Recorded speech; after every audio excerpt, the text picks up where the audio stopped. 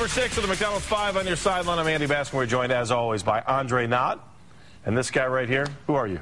The Breeze. Hey, by the way, did Paul Powers treat you well in Aurora? And how were the burgers? I was in Aurora tonight, and Paul Powers, I got to tell you, second only to McDonald's, our sponsor, those burgers at Aurora were outstanding. Did you have 2? I had 2 in one pan. That is what we're in for tonight, because it's that big of a night. But that Aurora game was huge. We're going to talk about that in just a moment. We're going to find out what teams were playoff contenders or pretenders. Big playoff points on the line. Andre, let's go. You got the first game. Oh, yeah. Big game is we're going to go over to Medina County. And Strongsville, Medina, check that out. I even got a slice of pizza myself before the game. Nice. You guys didn't even know. Then Strongsville, who led 14-7, went to work at the half. To the half, is Zach Zinovy finds Iowa recruit tight end Ray Hamilton. He gets brought down to 2. And then Matt Bianchi, takes care of the rest as Strongsville goes up 21-7. So something like that. They saw something they like, because here's Zinovy again to Hamilton. Connection goes down the middle. Check out this catch by the Iowa recruit. Big kid right there. Hamilton goes in. That's a 35-yard touchdown. Medina did try to stay in it as Mason Schreck drops back right here. He's looking down the field. He finds Ben Hamill. He's going to find him. Here it is. 63-yard touchdown pass. Very nice. But tonight, it was all about the Mustangs. As a sophomore, watch this on the counterplay. Bianchio bounces off the tackle, turns, and then he puts on the Jets. He races his rest of the 50 yards. Strongsville wins 34-14 in Medina to improve to 4-2 on the season. Our next stop, where could the Breeze get more free stuff? That's where we went. Lake Catholic hosting Holy Name. All Cougars in this one. Opening possession. Richie Sanders going right up the middle, dragging the defender. 7 yards for the touchdown. 7-0 Lake Catholic. Cougars next possession. Matt B. Where are ya? Number 4. Right by our camera guy, Kenny Bass. One of the best backup running backs in the state. That's a 15-yard touchdown. It's 14-0 Lake. Next Cougar possession, the reverse. Adam Urbania. Right, Breeze? That's how you say it. That's it. Wide receiver. They're making sure 21 yards. No problem with Holy Name. Lake Catholic wins 55-0. Breeze, not only did you get a free hat, but you saw a lot of points tonight. The Cougars have now outscored their opponents 123-0 in the last 2 games. And Matt Urbania had 2 interceptions and returned a punt return, 47 yards for a touchdown tonight.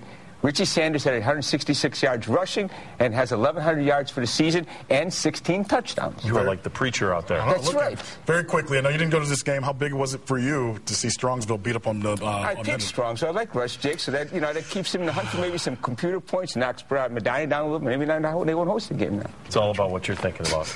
That's why you are the Breeze. All right, we want you to be part of our high school football coverage. You know we love you. By sending us pictures and video. Garrett Downing is back in the newsroom. He is anchored down at Newsnet 5. Each week he brings us great highlights because you send them into him. What do you got tonight, Garrett? Yeah, Andy, we have great pictures and video from tonight's game. Let's start out with Akron Hope, and let's give a shout-out to our friends over there. They had a special game tonight. They were wearing pink jerseys in support of breast cancer awareness for their game against St. Peter Chanel, and thanks to Gabby and Rocco for sending us this picture on Twitter.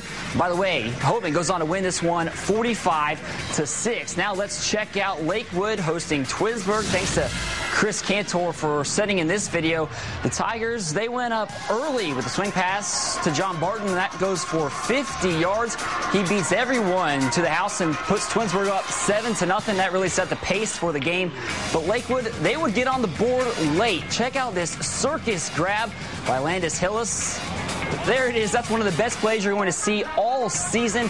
But Twinsburg just too much. They win 56-7, and the Tigers are 6-0. And we want to thank everyone, as always, for sending us their pictures and videos, tweets, scores, all coming into the newsroom tonight. And remember, you can see it on the website, newsnet5.com. Live in the newsroom, I'm Garrett Downing. Eddie, guys, back to you in the locker room. He looks like a young Kirk Herbstreit, doesn't he? He's looking good. You see him putting the jacket on now every week? He looks like a young Herbie, doesn't he? He's doing good. All right, Garrett, thanks a lot.